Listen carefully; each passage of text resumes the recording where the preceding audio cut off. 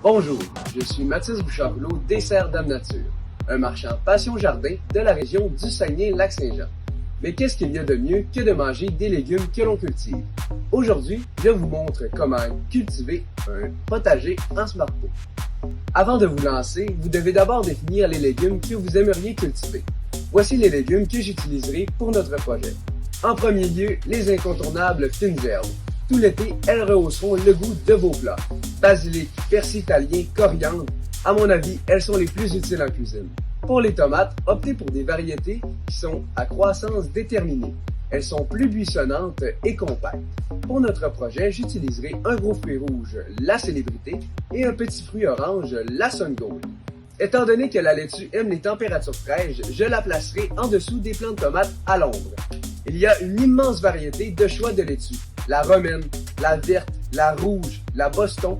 Pour notre projet, j'utiliserai un mélange tendre de mesclun. Les concombres sont des légumes qui sont très faciles à cultiver. Cependant, vous aurez besoin d'un tuteur en bois. Il existe une grande variété de concombres. Les cornichons, les concombres de table, les concombres anglais. Aujourd'hui, pour notre projet, nous utiliserons un concombre libanais. Vous pouvez utiliser toutes sortes de contenants pour créer votre potager en pot.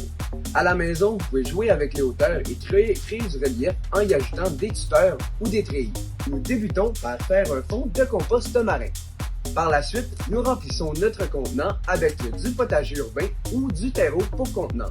Une fois que mon pot est rempli de terreau, je place mes légumes partout dans mon pot.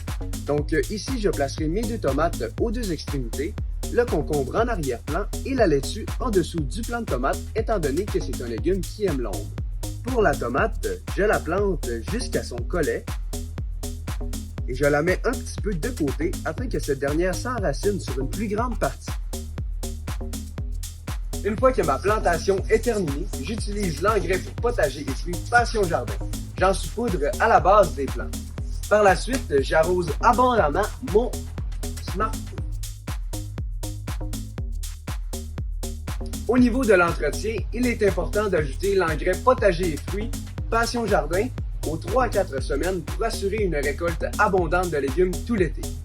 Si vous pensez vous absenter, arrosez abondamment votre contenant et placez-le à l'abri du soleil.